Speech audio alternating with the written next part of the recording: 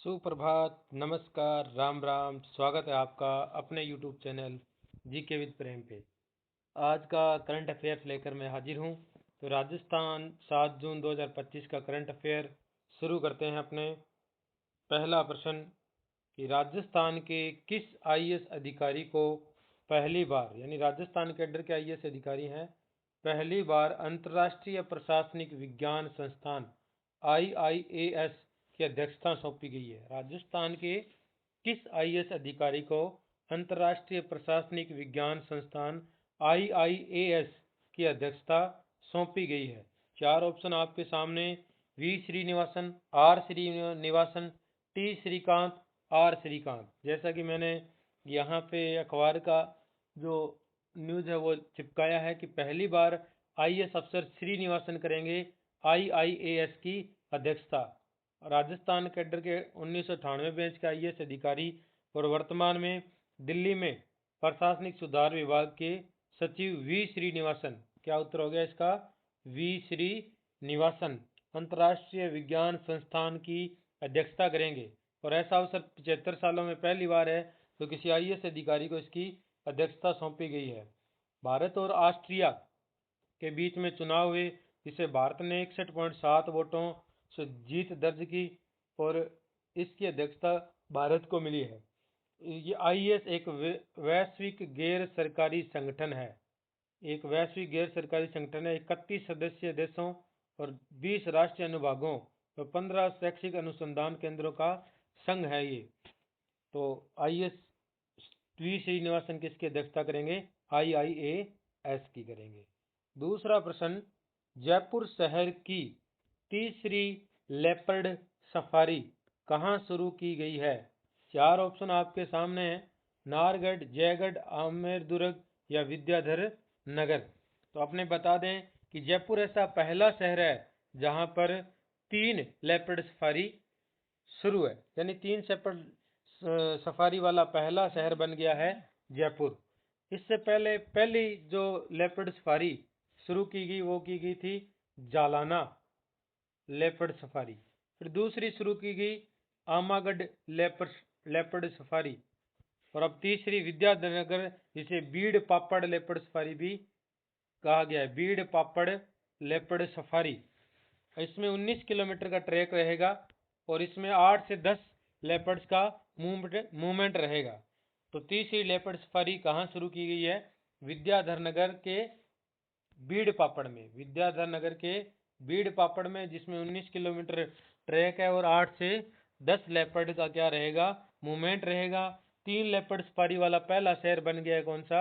जयपुर। उससे पहले दो, एक जालाना लेपर्ड सफारी और दूसरी आमागढ़, अब तीसरी है बीड़ पापड़ विद्याधर नगर लेपर्ड सफारी।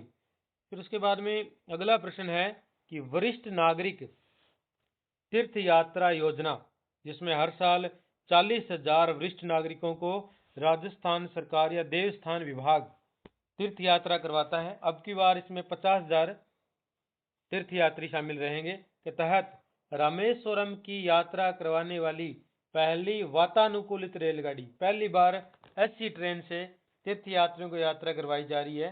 तो किस स्टेशन से हरी झंडी दिखाकर रवाना किया गया है? आप चित्र में देख सकते हो, हमारे माननीय मुख्यमंत्री साहब हरी झंडी दिखाकर ट्रेन को क्या कर रहे हैं? रवाना कर रहे हैं। तो चार ऑप्शन आपके सामने: फुलेरा जंक्शन, दुर्गापुरा, भगत की कोठी या रंगमहल रेलवे स्टेशन। तो इसका सही आंसर है दुर्गापुरा रेलवे स्टेशन। ये वरिष्ठ नागरिक तीर्थ यात्रा योजना देवस्थान विभाग द्वारा संचालित है। किसके द्वारा संचालित है? देवस्थान विभाग। और वर्तमान में देवस्थान विभाग मंत्री कौन है? जोराराम कुमावत है। पहली बार वातानुकूलित रेलगाड़ी से यात्रियों को यात्रा करवाई जा रही है। ये यात्रा 6 जून को दुर्गापुरा रेलवे स्टेशन से हरी झंडी दिखाकर शुरू की गई। 7 दिवसीय यात्रा है। कितने दिवसीय यात्रा है? 7 दिवसीय यात्रा का ये पहला राउंड है जिसमें 776 यात्री यात्रा करेंगे। और इस ट्रेन का जो नाम है वो है राजस्थान वाहिनी भारत गौरव पर्यटक ट्रेन। राजस्थान वाहिनी भारत गौरव पर्यटन ट्रेन। ये रामेश्वरम के अलावा कुल 13 तीर्थ स्थलों की यात्रा करवाएगी। तो दुर्गापुर से इस ट्रेन को रवाना किया गया है। उसके बाद में अगला प्रश्न है, एशियन और वर्ल्ड चैंपियनशिप में भारत का प्रतिनिधित्व करते हुए किसने अंडर-7 नेशनल शतरंज चैंपियन का खिताब जीता है? तो 4 ऑप्शन आपके सामने और अखबार की कटिंग भी लगी हुई है। श्रेयांशी जैन इसका क्या है? आंसर है।